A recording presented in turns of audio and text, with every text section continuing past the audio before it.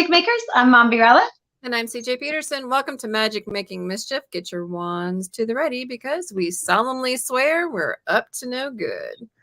See what kind of no good we've gotten into over our last few appearances. We've had Pop Culture Power Show. And we've had, and down in Stafford, Texas, and we've had the Chautauqua Festival in Longview Public Library. Both are kind of tongue twisters there. Definitely. First of all, Mommy, how was your weekend? Good. I kind of got a chance to relax this weekend. We went to see a couple of movies, actually. You're trying to know how the G.I. Joe movie went? Wait, G.I. Joe movie? No. But then we went to Dungeons and Dragons: Honor Among Thieves, and then we also went to Mario. It's the Dungeons and Dragons one I wanted to know about. I think you're flipping back to pop culture with the G.I. Joe thing. Probably. That's quite a G.I. Joe. Yeah. But yeah, honestly, the D&D movie was hilarious. At some points, it was so funny. I literally was like cry laughing. And that was a good one. Mario was good too, actually. We just saw that one yesterday. It wasn't quite the weekend, but we went to see Mario, me and the kids, and my daughter on the drive home is literally playing the song Peaches over and over again. Oh my gosh. Jack Black did great as Bowser, though. Oh, that was awesome. So tell me more about the Dungeons and Dragons game. That's the one I know. So Dungeons and Dragons is very, I can picture a group of friends sitting around a table playing this story out, honestly. Because every once in a while, it's like they go to do something and things just go wrong. And I'm like, somebody rolled a 1. There is, I don't know if you ever saw the Pokemon Detective one. And the kid from that, Pikachu, Pokemon Detective, something like that. Anyway, a live action Pokemon one. And the kid from that is like a wizard in this. And he's kind of like not real good at it because he's not very self-confident. So he'll do good and then he'll like mess up or he'll do something on accident that he didn't mean to do. There's one part, I don't want to like spoil anything really, but there's one part where he has a image of a person come up that they think is the person and it's a distraction. And all of a sudden it goes wrong. And it was so hilarious how it went wrong. That was one of the moments right there. It was a good cast. It was a good storyline. I mean, it had Hugh Grant in it. Really?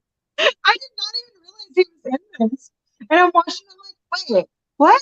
Do I remember he was in this movie? I can't imagine him in a Dungeons and Dragons movie. Maybe he's a closet geek. I don't know. I don't know, but he did good. Well, this will be a spoiler, but it wouldn't take long to get there, but you'll hate him. Okay.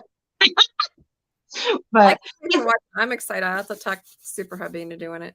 There was a thing at the very end that I'm like, once it got there, I was like, okay, I knew that's how that was going to go. But I don't want to spoil it, but it was a good story though. I like it. And then it's, it's the whole camaraderie and it's set in that time period of like, they've got the armor and the battle and the wizards and elves. And there's one girl, actually, I think she was probably my favorite character though. And she's got horns and she's not human or she's like half human. I don't remember exactly what. I think maybe she's not human because she hates humans. But she's, what do they call her? A druid. And so she can shapeshift into all these different animals. It's actually really cool. So, when you first meet her even, she's this giant like owl. I don't know, like a monster owl thing. It's not exactly an owl because it doesn't have wings. And it's like she's. Do you recognize her each time she shifts or does it take a second? She can like fluidly shift from one animal to the other. She can be anything she wants. In fact, there's one scene she's running and she shifts from one thing to the next just to be able to like get away. And it's like the warrior friend that's with him, she's like, okay, so we need a deer. And he goes, we don't need a deer. What is a deer going to do walking through the courtyard of the palace out there? Anyway, so yeah. In the end, she actually does turn into a deer at one point, though. She goes, so we did need a deer. That's funny. It's got a lot of humor. It's a great movie. Yeah, definitely worth seeing. I'm glad we saw it. Okay, good. Then I will get in line and make sure hubby comes and joins me and we'll figure it out. Definitely worth it. Last weekend, I was at Chautauqua Festival. We had a table there. It's one of my favorite ones to do each year. We usually block off this one and Kilgore Geekend. Those are the only two I will actually venture to do an outside one if need be. The only two of the year that I will do that. And Right. well, and it's funny because usually Chautauqua Festival is like high winds. So I have mine set up that it doesn't come flying down every time there's a wind gust. Those are both outside ones, yeah. So because both of my shelves for the books are both tall ones now. And so it's fine. weight them down.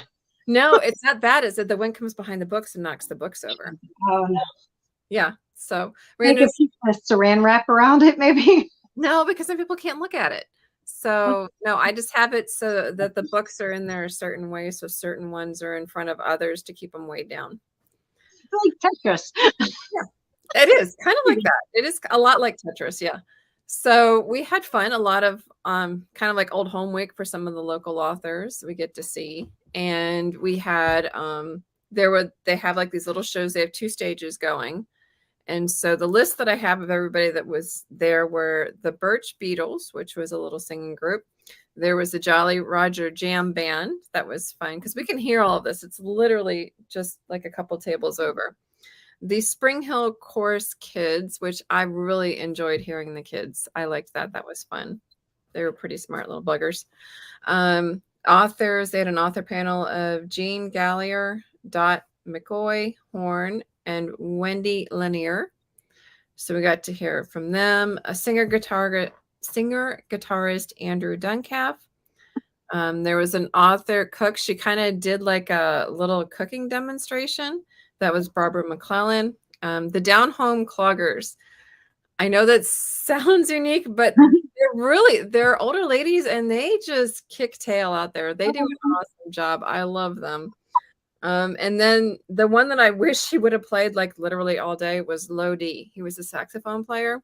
It was just like, my afterwards, and I said, "Where have you been all day?" And he's just like, he goes, "Well, they only allotted me 35." I said, "They need to allot you a lot more time than 30 minutes because I could have seriously listened to that all day." It was just very relaxing, very calm. Like Kenny G style.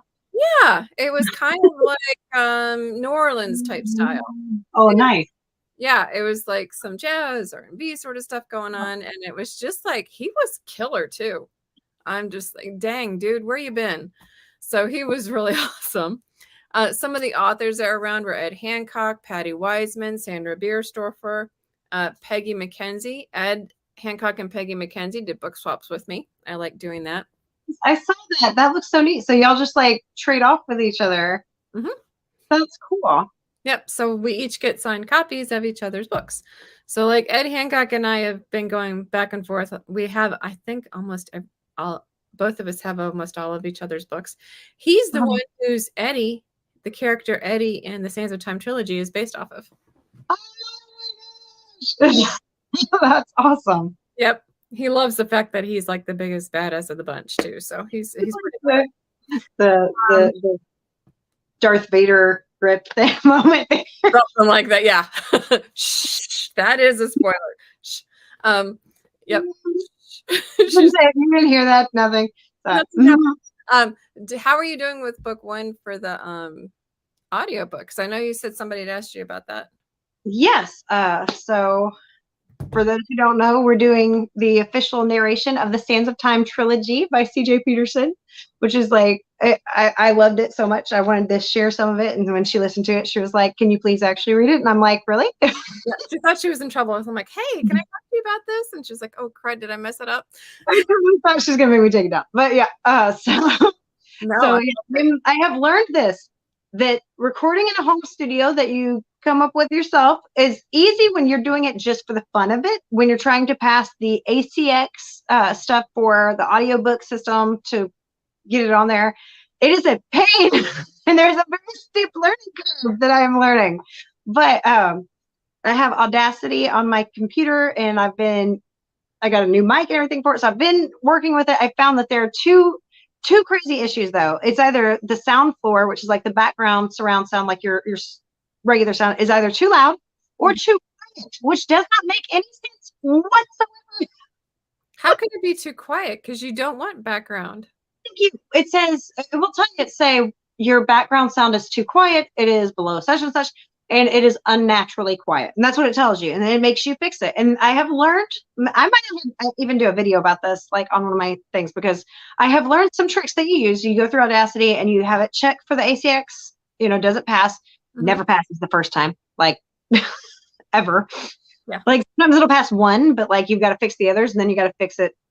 So there are like 4 specific things that I've learned, and I'll have it. It's kind of techie with the whole Audacity thing, but like I have learned it. I've gotten the first 6 chapters to pass the ACX check just in like the raw reading. So thank God. Hallelujah. So there is, for those who are wondering, a total of, drum roll please, it's been a while since I've written this one. Thinking 14? 13 chapters. And an epilogue. 13 chapters. Yeah. Technically 14. I had the right count. I know how many I'm working on. So yeah, I am working on the actual editing of the first one now that I've gotten all that to pass. I was thinking originally, I'm like, I'll just read through, get it to pass, and then work on editing. Now I'm like, no, I'm going to get the first couple chapters edited, get them sent to you, to CJ, and then so she can check, see what she thinks. The only bad thing is I know she really loved on the one that I did on Mommy Roller Reads, my other channel. I do the sound effects and stuff, and I also do the voices, but they're saying I may not be able to put the sound effects if it's going to be on, that's Amazon, right? Or yeah, through the ACX thing. So we'll have to see how that works out. So I'm going to make it that way, but I'm going to make it, the regular with the voices. I'm going to actually make it 3 ways. I'm going to send her the regular and then the voices and then the sound effects after. So that way we'll have all 3 options. I mean, I'm sure changing the voices won't be a problem for it, but we'll figure out. And so maybe CJ Peterson will set up like a private way to like do the sound effect ones, something like a website thing, if that doesn't work out that way. So figure something out, maybe a YouTube one, kind of like those ones that used to a membership or a Patreon thing or something. Yeah, like a. But remember how, like in the olden days, those books when we were younger, and yes, I'm dating myself, where they like ding when you go to turn the page. Oh my gosh, dude, I could totally do that. Be like, Kieran, get the cowbell or something. Get the triangle. Something. Just ding. Time to turn the page. So yes, it is in the process. It is a work in progress. And hopefully once this one is done, the next 2 will come much easier after learning a lot. So. I'm sure it's a steep learning curve, but you got it. So some of the other things we did have at Chautauqua Festival, there was an awesome bench maker, like a metal bench maker. There was Sassy Sista's boutique, so there was like some jewelry makers in there. There was Dar's, DAR''S, classy glam handmade crafts. Ron Wiseman, which is Patty Wiseman's husband, does these really cool metal things. Like he creates, they're kind of usually pigs in this style, but he's done a bee, he's done a chicken or a rooster. He's done like all sorts of things, and he creates these things. You can turn them into like planters. They're really neat, super cool. He's done firefighters, he's done police, he's done all sorts of really cool stuff. And so like a metal artist. Yeah. And then there were multiple other actual artists. There were other handmade crafts. There were tons of stuff. So this is like once a year, usually mid-April. So for those in the Longview, Texas area next year, make sure to look it up. I'm sure I will be there again next year, weather permitting. We've only used it once. There was our first year, we actually learned that we needed to weigh the canopies down because they were like taking flight across the area. Oh no. It looked fun though. That really did look fun. I'm such a bookworm too. So the whole like library functioning festival. Yeah. That's the reason why I love doing it, because they are bookworms that usually come down. And so we had one that I walked up to the table because I was talking to somebody else, and she's just like, "Are you CJ Peterson?" And she's like, "Yeah." And she says, "You're one of my favorite authors." And she had just finished the Team Angel series. And I'm just like, "Oh, wow, that's quite a challenge." She said, "Yeah, I found one." And so I started going through all of them. I said, "Holy cow, that's a lot of reading." It is a lot of reading. So I actually gave her the time. How does that feel whenever they do that? Like you have somebody. I love it. She's just like, yeah, couldn't put him down. That's awesome.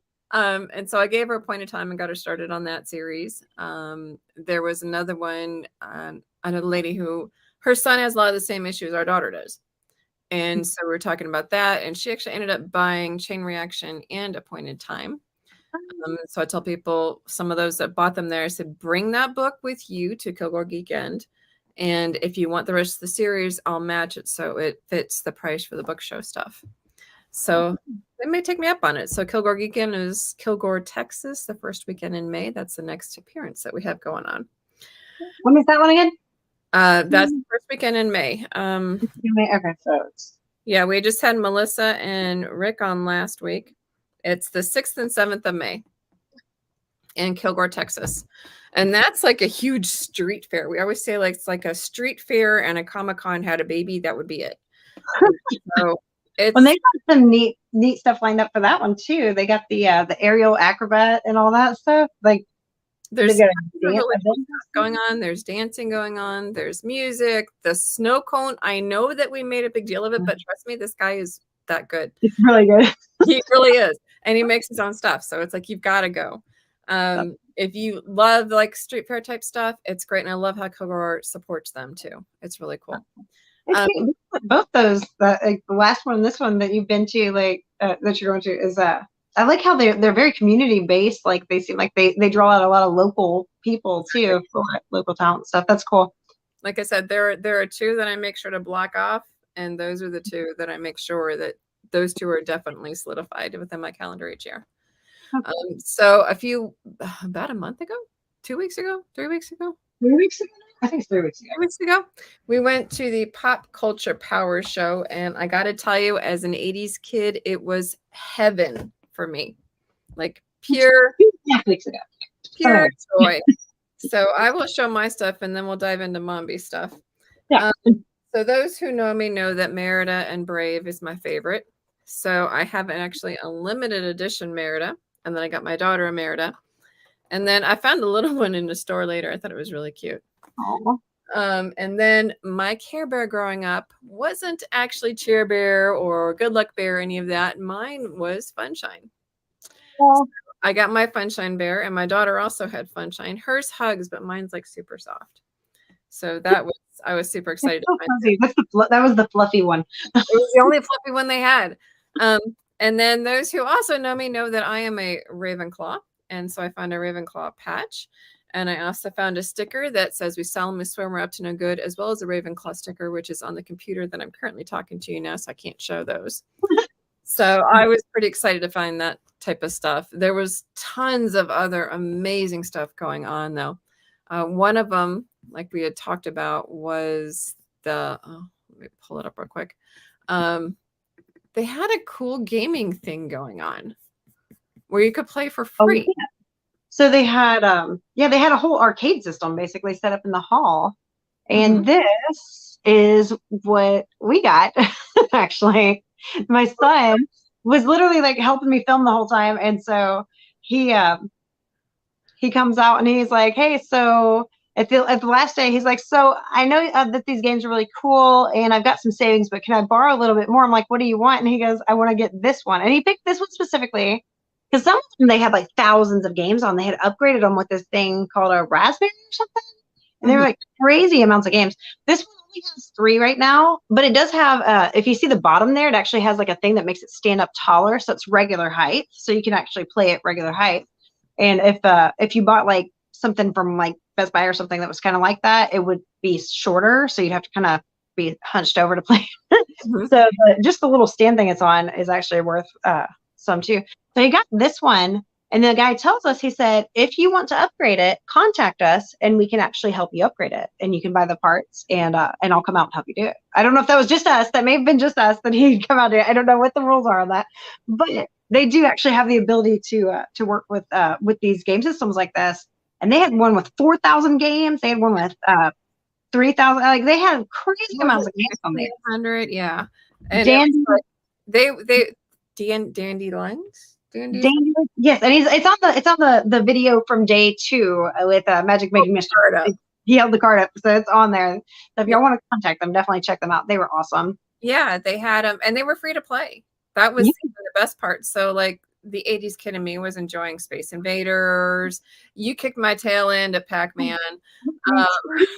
They had every game on some of these. They had every game from Nintendo, from Sega from all the vintage was. Oh, Rampage was the one that I totally forgot. There was the one we used to play at the skating rink. It's the Godzilla and the Wolfman and what was the other one? Godzilla, the Wolfman. Oh, King Kong kind of characters, and they climb the buildings and they're shooting at them, so they're like punching through the windows. Well, I saw this one was Mortal Kombat. Yeah, he plays Mortal Kombat. It's got all 3 versions of it. It's funny because he tells me, he's like, "Mom, you said that the newest thing that they did is too bloody, but this is a pretty brutal game." I'm like, "Yes, but it's pixely more, so you can't really tell what's happening." He goes, "No, I can tell what's happening." But it's not as realistic. The games they're making. Yes. Like, they're so detailed now. Oh my gosh. It's like, the older ones are like computer generated type stuff. Yeah. But this one. Oh. Is that mine? I don't know if it's me, you, or both of us. You're looking. There we go. Okay. But yeah, it's so realistic now. The graphics are crazy real. Yeah, it's kind of disturbing. A little creepy. Yeah. Very disturbing. Okay. So you also had something commissioned, and I'm going to put their link in the chat now. Yeah, this was Dimensions Comics, and he actually so my husband came to help me video the middle day, and that's whenever the whole Magic Making Mischief crew went up there. So whenever he talked to Gillespie, what was his name? Jay Gillespie, I believe. And he asked me, he says, "Can you do a commission?" He says, "I want Vampirella." But he tells him some stuff that he wants with it. And so he actually, on his Facebook there, if you check that out, he's got the steps of making it. So he did a pen tool sketch first, and then he came back and he did some of the color stuff. And it's just real subtle on a lot of the colors. It's not like overpowering. So this is the final product. If it's not too shiny, I'm gonna slide it out of here real quick. Okay. Yeah, that's helpful. There we go. And so he's got the accents. He's got the bats around her. He's got the moon and everything. And the detail. Hold on, see if I can get the detail on her face. Though I think he did an amazing job of it. She's gorgeous. So yeah, so he commissioned done there, and that was great actually. I picked it up the next day, so it took till the next day to get it done. Though he started it the first day, and he had just like the basic pencil sketch outline kind of started, but that was awesome. I've actually seen him. He's going to be at Comicpalooza too, so I've seen him at a few events. And then I know that we also interviewed Eddie Munoz. We interviewed Greg Berger. We interviewed Angel. We interviewed tons of people, and I know you actually got to interview the young lady from Lofting. Yes. Oh my gosh, she was awesome. And afterwards, I got her autograph too. So this is Baroness's, and I had it done to my husband, so it's for. But that she was a pleasure. Oh my gosh, she was so much fun to talk to. Even in the panel, I know she's kind of a quirky lady. She'll come up with these things. She loved her character. She loved this whole thing. So she's talking about how it'd be someone that you knew and trusted, and then all of a sudden pull it off, and there was Baroness underneath, the mask. And she just they asked her. They said, "Was it or?" Yeah, I think I asked her too, but about being a villain, was it fun doing a villain? And she's like, "Oh, it was the most fun of all, because you just got to, there were no rules for you," kind of thing. So, and neat thing with her, actually, she did the Amazing Spider-Man at one point, and she did Aunt May and Black Cat, I think is the character. So she played, this love. Oh, you locked up again. I don't know if. Oh, where to stop it? Can you hear me now? Yep. Okay. That was weird. It was like it didn't seem like it stopped, and then you time skipped. There we go. We're skipping time. We got chain reaction going on over here. Okay. Right. Anyway, so I also got Greg Berger's autograph on Odie. This one I got for my sister, who is in Romania right now, doing some awesome missions work stuff. She does teaching, and they help with water wells and all kinds of stuff out there. And I got her this because her and me would sit up and watch the Saturday morning cartoons and Garfield and Friends and all that. And that was like a huge part, of our. He was really fun to talk to too. He did all the voices too. That was so neat. I love it when you're talking to a voice actor and they just jump right into their voice. I think Greg Berger and then also Chuck Huber were both of them will just like jump into their voices. And so that was that. John Grimion do them too. He'll be talking and all of a sudden he'll jump into it. And I'm just like, oh my gosh. Okay, cool. That's awesome. I haven't actually ever gotten a chance to interview with him. I'm working on it. Cool. We're getting him. That's something. So no contracts signed yet. We don't do contracts, but we'll get there. I know we have Chuck in July. So we have we're supposed to have Terry Wise, who is this amazing. He does this amazing leather sculpture stuff, and most people he's supposed to be back to, but he's gonna be here next week. Fingers crossed for those who can't see that. But he has amazing stuff at his booth at these events, but like he has even more that he can do because he does he can basically like fashion design, which is awesome. He's like crazy cool too. He's amazing. Time we were there, I said I love going because whenever he's at a show, I always interview him. I said I love coming to your shop, and he started laughing. He goes, "Well, thanks." I said, "Not only do you have really cool stuff," I said, "but I love the smell of leather." He pulled out these little vials that he sells of this leather smelling stuff, and I was like, "That is absolutely cool." So I got that a little bit behind the ears. I love the smell of leather, and so yeah, he just pulled it out and said, "Here you go," and I was like, "Oh my gosh, that is so cool." But he has like these boxes that are kind of like the from Harry Potter, that book of the animals. Yeah. So yeah, he has like a box that's like that. Makeup mimicked too at one point, like the D&D. Oh, hey. Makeup Mom and Son says hi everyone here, but in the background at work. So thanks for joining us. But yeah, they have like this box thing, and it looks like that book, the wild animal book that Harry Potter has to jump on top of. He made I didn't realize that some of the like actual book replica things from stuff he had were actual books. I thought they were just like solid. And so whenever he pulls one out one day, he goes, it's what do you mean? He's like, it's real. And he flips it open. I'm like, oh my gosh, it's a book. I'm so stupid. Yeah. And he makes really cool journals. He makes really cool science. He did the clown from It, I think he did. Yeah, he auctioned that off at last year, not this year, but last year. Yes, he made Pennywise, and it was like it's leather sculpted. Yeah, cool. It's hard to explain what a leather sculpture is, but it's like imagine 3D art that I don't know, made out of leather. I don't know. So he's going to be coming and joining us next week at 11. So make sure to not miss that one. But I know that Pop Culture Power Show will be back next year. Yes, they're planning to come back next year. They did. This was the first year, and I loved it personally. I thought they did a great job, actually. I thought they had a great group out there. Wide variety. They had some amazing artists. They had some, just like I said, total 80s, but even up into more recent with Funshine and Company and Merida and Harry Potter stuff. I mean, there was just so much video games. I liked the vintage feel of this year personally. I think they did that more because of the guests that they had were more 80s with G.I. Joe and Transformers and stuff. They said, I don't know if I'm allowed to say this. I heard that they might Girl TV. Hi, says hello. That's Regina. Hello. And she said, "Caught your live." Yep, just barely.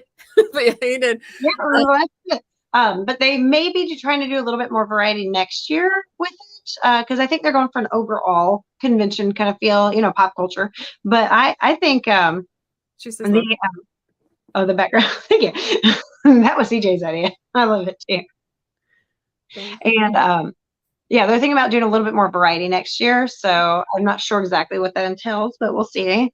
It's going to be about the same time, end of March, beginning April, somewhere in there. I think, as far as I know, it's supposed to be around the same time, around the same location. So hopefully, that'll be something to look forward to. If you didn't go this year to Pop Culture Power Show, definitely put it on your must-do Comic-Cons in the Houston area, because that was fun. That was a great one, actually. They did a good job. For a first year, they did really good, especially. No, they did really good. Like I said, for an 80s kid, it was an awesome experience. It was totally everything. 80s, 90s-ish type stuff. So I'm kind of curious to see what they come up with next year. But it was fun doing it as a crew. I like that. It was fun. Yeah. This was our first, like, I mean, okay, Comic Conner we did together, but this was our first official one that we weren't working like at a I was, yeah, we did it together. Comic-Con. I was over the Comic-Con, so it was a little bit hard for me to do a lot of it. But we got in there. So, well, unfortunately, we've run out of time. But make sure to check Chautauqua next year and the Pop Culture Power Show next year about these times. Pop Culture Power Show would be at the end of March, beginning of April. Chautauqua Festival in Longview, Texas will be about mid-April.